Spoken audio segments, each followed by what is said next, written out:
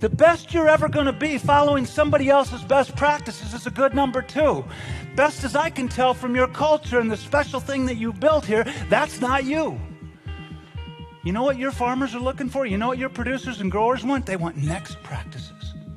How many of you in the room can afford a shoebox? David, this sucks for a lot of these people.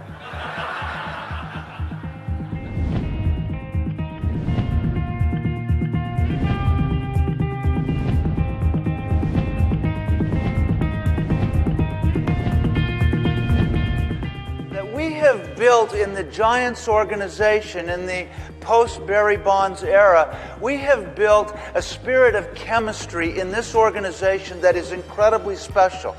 If you looked at them on paper, there is no way that they should have won 3 World Series. Pretty soon, Paul, embedded in the porcelain of your toilet is going to be a keypad. You know what that means, Paul? You're going to have to log on to your own potty, man. It was a vision. It was visionary thinking that drew a throng of 250,000 people to the steps of the Lincoln Memorial Monument to hear a man talk about his vision with heartfelt passion and poetic eloquence. It was a visionary that put his sports car in a rocket that launched twice the weight of any rocket that's ever been launched, and that thing is now in space.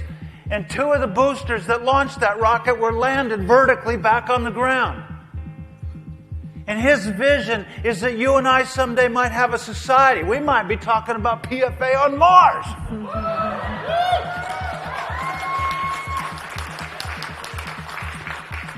I want that territory. Right here, buddy. Me, okay? All right. How about if we recruit people who don't suck the life and energy out of people who have taken the time to build an incredibly special, one-of-a-kind, category of one, unique kind of business? You know, the average engagement doesn't really exist for us because every client is unique. Every client is different.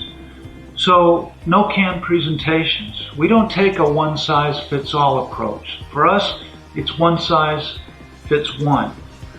And if you look over the 25 years of our work and read the testimonials, you'll see that clients frequently tell us that they are floored by the level of customization we go to in our presentations. And that's because every journey begins with a process of discovery. Once you book a speech with me, I take a deep dive into your business and into your industry. I want to know how you do what you do. I want to know how you go to market. I want to know how your clients experience what you do. And I want to know how your employees experience your culture and your leadership. Please understand this. Somebody, somewhere, right now, in your space, is building a new blend of nutrient, a new type of fertilizer, a new technology, a new business model, a new process that is designed to kick your butt.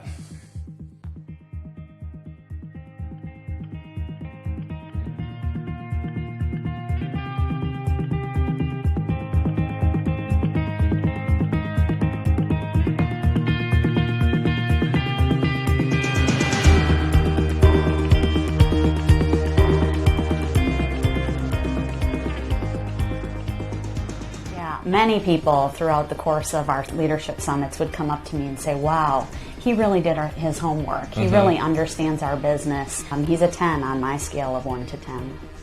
I totally agree. And if there's something higher than a 10, I would give it. And they could have acted like victims. Because the fact is, they were victims. A player made a stupid choice that infected the rest of the entire team. Right? And so let's be candid here this morning. Sometimes we are victims of the bad choices that others make. Would you agree with that? But I want to tell you something here this morning. Every one of us in this room has a choice of whether or not we're going to be victimized. And what happened with this team is they said, you know what, Milky's gone. We can't do anything about that. That was a bad choice.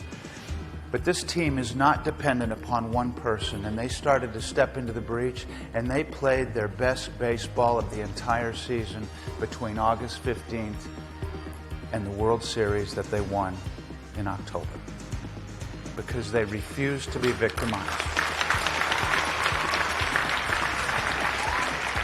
You know, some of you would never, ever let me talk to your children or your spouses the way that you talk to yourself. If I came and said to your kids or your spouse some of the things that you say to yourself, you'd take me out in a heartbeat. Boom! Just like that.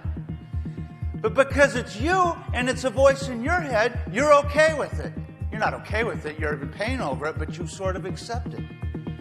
Guys, I want to tell you, if you're going to refuse to play small, you got to become a hell of a good defense attorney and say, you know what, I hear you, but I'm not playing. We're all going to die someday, right? But it's not dying that scares us. It's dying with a sense of insignificance. It's seeing death lurk over the horizon, marching its way to our doorstep, and we look back over our lives and we're asking the question, did it count? Did it matter? Did I put a mark in the world?